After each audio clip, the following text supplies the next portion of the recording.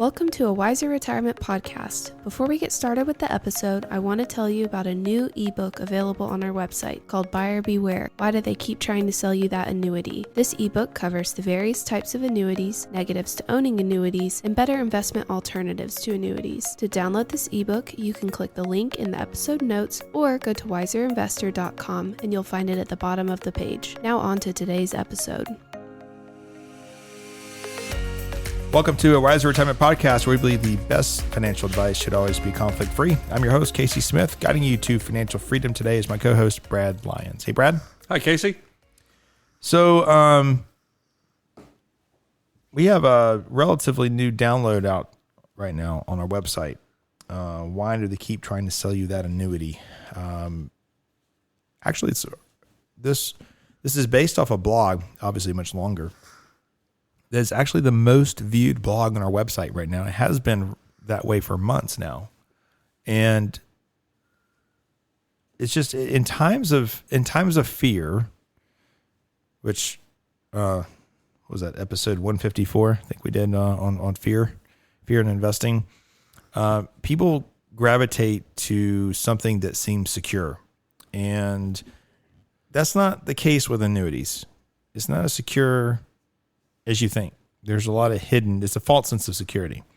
When you go on your social media and you see advertisements for things that say, lock in your income, guaranteed income, or secure your future, invest differently for different times.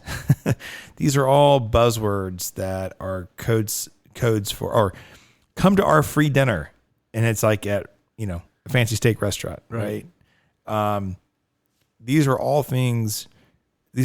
tactics that people use. Fear sells and moves people, right? If I said, I have 5 ways never to lose your money, right? Right. Well, that's what they're saying on these ads. And it's always ... right. afterwards. So ultimately, you don't want to be purchasing annuities. I've never seen where the math works. Now, there are annuities that are kind of like somewhat like CDs, I guess, or fixed annuities, where you're going to invest in the annuity and then it's going to pay you X amount for your life. And then when you die, they keep the rest. Well, interestingly enough, I think that's okay. If we went out and queried 100 people out on the street and we asked them, what is an annuity to you? That's what they would explain right there. I put money into an insurance company and an insurance contract, and they pay me out money for the rest of my life. I think everybody gets that, but 99 out of 100 insurance contracts that we see are not that. I don't think I've ever seen one fixed annuity over the years. And this goes to the point that insurance products on the whole are not bought. That's correct. They're sold. They're sold. People don't know seeking. People don't go sinking these things. Right. And unfortunately, they're sold at where? Mostly banks. The bank, the brokerage arm of the bank are the people who sell most of these things. And so you're walking into an environment where you feel safe and secure because it's your bank. Well, I don't know, maybe not as much anymore, but historically you've felt secure at your bank. And then you're talking to this person who says, well, I can do a little better than that CD rate. I can do this insurance product or this annuity product. But we break this down in our download. You can go to our website. There's also linked here in the show notes. You can go to our website and download this ebook on why we don't think that this is a good idea. But just be careful. I mean, I've mentioned it before in other podcasts. My phone's next to me right now as we're recording this, so we're getting I'm gonna get bombarded with these advertisements. But there's one advisor that's advertising heavily for annuities, and she doesn't even use the word annuity. But I actually followed through the entire process. I didn't talk to anybody, but I followed through the entire process, and she's using all types of scare tactics, leaning on her tax legal degree is why she's so smart, and it has nothing to do with annuity sales. She's a tax attorney who probably didn't cut it and wanted to make more money, and so now she's selling these annuity contracts where she's getting 6 to 10% commission on each one being sold. That's ridiculous. That's ridiculous. We have to work for years at our firm to generate that type of revenue. Yeah. And there's that again, we could have a whole podcast on why you shouldn't buy annuities. Instead, we just wrote a little paper. It's out there on our website. So go download that. Today we're going to talk about how much can you spend in retirement. And so let's talk about the professional way of determining this, Brad, and then I'll talk about I'll start with the amateur way of looking at this. So when most people retire, they walk into they're tired of working, they can't work, their job was eliminated. I mean, there's many reasons as to why we get to that retirement point. But typically how they're going to go about their decision on how much income they can spend is they're probably going to sign up for Social Security right away. So if they're 63, 64, 65, they're just going to sign up because they're scared. They're not getting a paycheck anymore, right? They might have a pension, maybe teachers, nurses, right? Or a few people left with pensions, government workers. So they might start taking that pension right away. And then they've saved money into their nest egg somewhere along the way, right? And they'll probably tap into that maybe as they need it, but they're not really quite sure how much money they can pull out on a monthly basis. Or they did a spreadsheet and they're pulling out some arbitrary number based on probably unrealistic expectations of market performance going forward. And then they go through life, 10, 15 years down the road, they start feeling the pinch from inflation. And all of a sudden they're just feeling really squeezed and uncomfortable. And they show up at our doorstep going, this is what we did. I don't know. This is right. And I'm not saying you can't retire if you haven't done it our way, but it's not as fruitful of a retirement, right? And it's not a retirement full of confidence. Yeah. Okay. And I think when clients use our services, I think number one feeling they have is confidence, So I think that's a huge mindset Well, it goes back to our whole theme for this whole reason for this whole podcast. Financial success is intentional. Yes. And it doesn't just happen. You have to be intentional about it. And that goes to the 20-year-olds who are listening, who are just starting to save, all the way up to the people who are stepping into retirement and beyond at that point, right? So here's the process that should be done in calculating this number. So you need to write down all of your income sources, potential income sources. So let's start with Social Security. You can take it now. You can take it next year or the year after, all the way up to age 70. If you're age 70, you need to be taking Social Security. There's no benefit to waiting past age 70. So on your chart of options, we have Social Security at different ages. Hopefully we have Roth IRA money or 401k money, right? Those roll into that account. We've done many podcasts about this, but keep it simple. Get all your 401ks in one place. Get all your IRAs in one place. Then you might have a pension, right? You might have part-time work in retirement. You might have just money sitting in a savings account. You could have quite a bit of cash.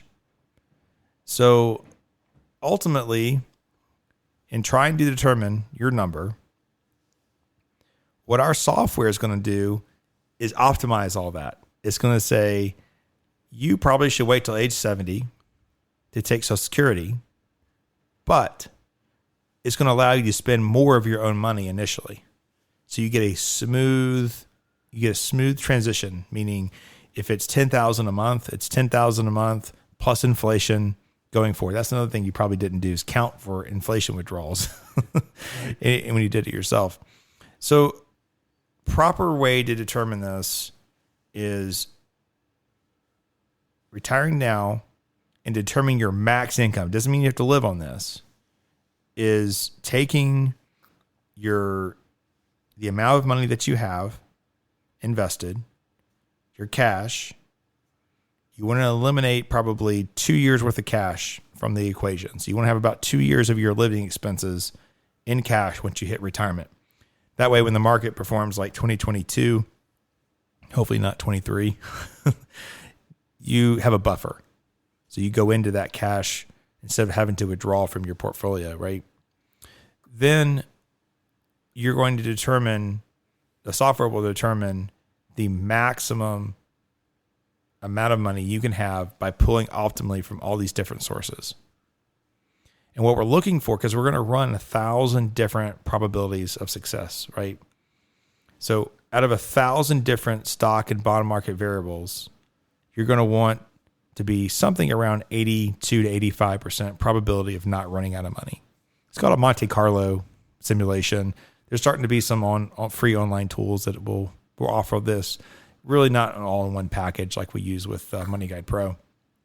But ultimately, you want to build out the probability of not running out of money before age 95. So in that probability, in that math, this is something we do with every client every time they come in for their quarterly, 6-month, or annual review, is making sure that we're still in this green zone. So in that probability of success, again, is looking at all the possible ways to take Social Security, is calculating when you might die. Now, I assume 95. If someone knows exactly when they're going to die, I can get really exact on how much money you can spend, right? We can maximize our income then, can't we? That's right. So ultimately, you want to, the reason why it's not 100% is because if you have, look at these, it's a spaghetti chart. If you look at the spaghetti chart, there's 1,000 different ways. So some of those ways, you're going to be multi-millionaires, maybe billionaires, right? Because every year you're going to have like this 40, 50% rate of return. Right. That's not probable. It's also equally not probable that you're going to lose all your money in 3 years, not because you spent it, but because the market took it away. So that's why we want that 85% probability. Some firms will go down to 50%, which I think is crazy. And they'll just tell you in years like last year, you have to cut back your spending. So I don't have to ever tell a client that we have to cut back their spending. So I like that 82 to 85% range. So when it's calculating that, it's also calculating when the optimal time to take Social Security is. And so that optimal time to take Social Security typically is going to be age 70, unless you have it's like some medical conditions or something that has caused our advisors to move your optimal age from 95 down to 90, or maybe even 85 if it were in a bad scenario. So, I mean, and we've done planning for people actually recently that we're told they had a terminal condition, and we were like planning with someone who probably wouldn't be here in 3 months. And in the process of treatment, oh yeah, I'm going to keep working. They said I could go probably another 10, 15 years. So you just never know. So as planners, we're always assuming the best case scenario. You're living, right? Right. And we don't want you to run out of money while you're living. That's never a good sign. You're probably not going to come back and complain if you died and you had too much money left over, but you'll definitely be here complaining if you died and if you didn't die, you ran out of money. Exactly. Not because you spent it, just because, you did the normal stuff. Right. So ultimately that, there is a DIY version of this, and that is, you're going to delay Social Security. You can pull down a little more for the years you're not taking Social Security, but typically it's about that 4% drawdown rate. And there's been articles about the 4% rule doesn't work anymore. It's kind of like the 60-40 portfolio. It is not going to work, and then it does, and then it's not going to work, but then it does. So ultimately on the 4% rule, you would add up all your IRAs, your brokerage accounts, and you could pull down 4% per year and be able to live on that and not run out of money, right? And that will take into account inflation, because your portfolio will outgrow what you need for inflation over time. That's right. And that's assuming that your portfolio is properly constructed to earn that 4% plus inflation year after year after year on average over to age 95. Right? Correct. Right. But I think the hard part that DIY people have is, what do you do prior to taking Social Security? That's why people take that Social Security so early, because then they don't know how much to draw down. And what really the software is doing is giving you that maximum amount and then adjusting it, reverse engineering it, right? Yes. So it starts off with $100,000 a year, but then next year it's going to be 2.25% more, and compounded every single year going forward. And it's just really hard to do that kind of math at home. It is. without specialized software. Yes. So ultimately, you know, I wish it was easy to say, use this formula to determine, but we don't even have a formula that we're using necessarily, other than we're focused on that probability of success. And I think it's worth people going through that process to understand that. Even people who are 10, 15 years from retirement are going through that process already, knowing that, man, okay, if I put $5 more in a month, this is how it affects me long term. Or, that didn't affect me as much as I thought. I'd rather just get the house paid off by the time I retire, because that's real cash flow that's no longer going out, right? Because ultimately, retirement is a cash flow situation. It's not a rate of return. That's important, but it's all about cash flow, which is why we typically have our clients debt free by the time they hit retirement. For business owners, calculating can be difficult because you're trying to determine if you're going to sell your business or transition your business. What does that income look like? And that's something that you have to start working on years before you get there, not something that you just decide on a whim. Right. You got to be able to show typically 3 good years of solid performance to get the max dollars out of your business.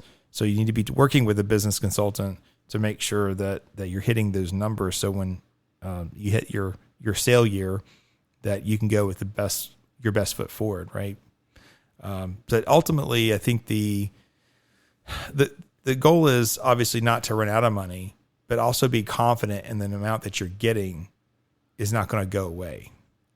And I think that's what our financial planning process does for people, is it allows them to go through that process to have the confidence that they're not going to run out of funds. Now, there is a point at which you have so much money that it doesn't matter anymore, right? I had a consultation recently with one of our larger clients, and that conversation had nothing to do with income. We already know we're optimizing our income, have been for years, but she's not happy. She's not dissatisfied with our firm. She's just not a happy individual. And so I chose to take that time to focus on legacy planning. Say, what are you going to be known for? What's important to you? What kind of legacy do you want to leave behind, right? And we determined that she wanted to travel, but she wasn't traveling because she wasn't sure she had enough money, right? And I was able to show her, take X amount of dollars and you can go travel. And her son's sitting right there with me in the conversation. And I said, you have a grandchild. She's 12 years old. Surely she would like to go to the beach. You don't have to go by yourself. So a lot of times the planning process will kind of evolve into that, going, okay, let's solve a problem. We've had other people that weren't traveling because of COVID, and hopefully they're doing some traveling now. But ultimately, the planning process gives confidence to your retirement. When you're confident, I think you can live a much more fruitful retirement. Well, what you're explaining is that literally people still have goals and objectives that are personal and professional at that point. And we're here to help. And part of the process and planning is that how do we finance these goals and objectives that people have? And it should be part of the plan, not exclusive of the plan. It's not over here. It's not a side plan. It's part of the plan. It's an expenditure. In retirement, there's the things that you want to do. And we're here to help provide that plan. And the process we go through it, to get there gives you a very high level of confidence that you can do that and continue on with the rest of your life and meet all your needs and objectives. When you're living in uncertain times, like a lot of us feel like we are right now, it's important that you think of things in a almost like buckets. We don't have an official bucket system here. We don't advertise it that way, but it's kind of how we handle it. Is we have that 2 to 3 years of expenses in cash or something very cash-like. Right. Then the next bucket is the money you probably won't need for the next 10 years. Typically, that's or your 3 to 10 year bucket. That's typically ends up being like your bond portfolio, which has about a 4 to 5 year maturity range, right? And then your third bucket is your stocks. And this is what gives you probably the most anxiety, except for 2022 when bonds threw a fit. But stocks, that's what you see in the news. That's probably drives your feelings, emotions about investing. So when we talk about that bucket you'll probably never touch. You'll probably never touch the stock side of your portfolio. Maybe a long-term care event, something along those lines. But that stock portfolio, the gains are being harvested. They're being pushed back into cash. The dividends are coming into cash, which you're spending during retirement. It doesn't mean that it won't go negative because, price moves up and down every single day. But over your lifetime, you're probably not touching the stock bucket at all. So really we have to hone in on when we think about emotions and investing and how we feel about our money. You want to eliminate those things from your thoughts. That stock is going to be very, very long-term focused. And then the income is what you're really living on in the now, right? And that's what's inside your cash bucket. So ultimately, how much income can you derive in retirement depends on your Social Security strategy. Typically, waiting will actually increase your overall income long term. It depends on, obviously, your pension. Every family is different. I mean, we have families that have military pension, airline pension, and they were great savers, and they're on great track, right? Then we have people who were small business owners. Businesses did okay, but that everything they have is inside from that business sale. Then we have people who worked W-2 jobs their entire lives, and they just saved money. And so they have Social Security, and I should say the small business owners don't have a whole lot of Social Security because they didn't pay in the whole time. But W-2 workers did pay in, and then they have their lifetime savings. And so in that scenario, it's the same formula, right? You're just getting income from different places. And so ultimately that's going to be how we're going to determine income is 4%. Our software will allow you to go 8, 9, 7% withdrawal rate to smooth it out to something under 4% for your lifetime on average. DIYers at home are going to be probably feeling like they're really pinching things because they're not comfortable watching that balance fall while they're waiting on Social Security, which in the end hurts them. Kind of shoots themselves in the foot because they're not getting the max income that they can from their portfolio. Ultimately, though, bringing it back full circle, none of this has to do with annuities. None of this has to do with, quote, guaranteed income. Essentially, we're doing with your money what annuity companies doing with your money for a fraction of the cost of buying an annuity, being stuck in it for 14 years and not even participating in the upside of the market. 2022 is a terrible year, but the last decade's been great for investing. You missed it all if you're inside of an annuity. So it's ultimately what we want to be able to do is show people that there is a path. It doesn't have to be emotional. We can show you that through proper cash management, through proper portfolio management, low cost, long-term focused index funds, that you can live a very prosperous life without having to buy big, expensive products. They give you a false sense of security. That's why we have the download that's on the website.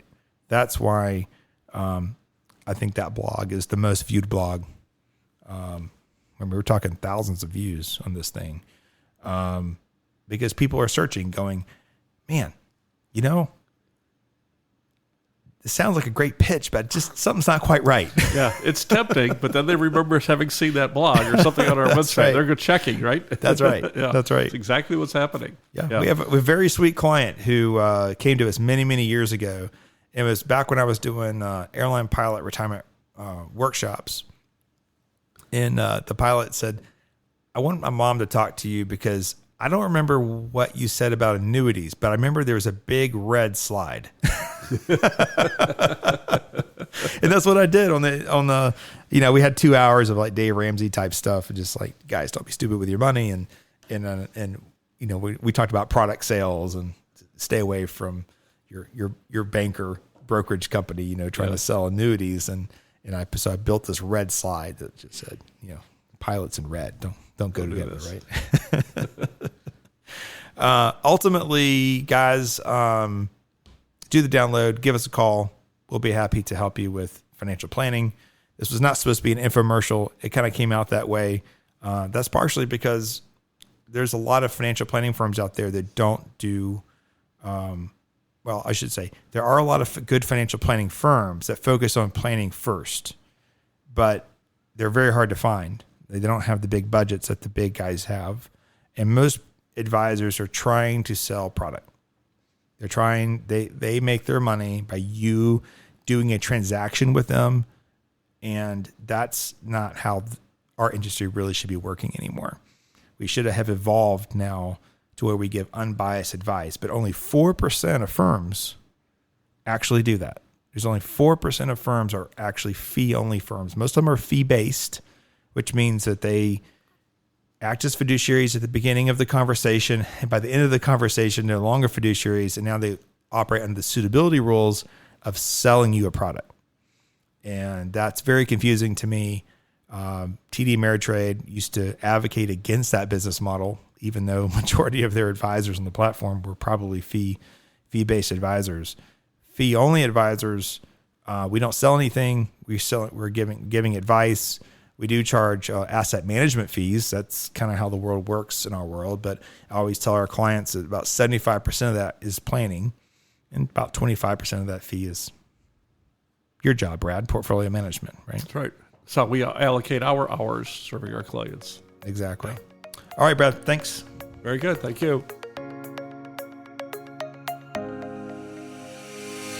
Thanks for listening to a Wiser Retirement podcast. We hope you enjoyed today's episode. Make sure to subscribe wherever you're listening. That way you don't miss any new episodes. We'd also appreciate if you could leave a rating and review. If you have any questions about anything that was discussed today, head to wiserinvestor.com and reach out. This episode was produced and edited by Ken Hoadley. This podcast is strictly for informational purposes only and is not to be considered as investment advice or a solicitation to buy or sell any financial products, securities, digital assets, or any other investment vehicles, or a basis to make any financial decisions. Wiser Wealth Management Incorporated is a registered investment advisor with the SEC. The host and/or guest may personally own securities, digital assets, or other investment vehicles mentioned on this podcast. Neither the host nor guest of the show are compensated for their participation, and no referral fees are paid to or received by any host or guest for clients, listeners, or similar interests. Investments involve risk, and unless otherwise stated, are not guaranteed. Be sure to first consult with a qualified financial advisor, tax professional, insurance professional, and/or legal professional before implementing any strategy discussed herein. Past performance is not indicative of future performance.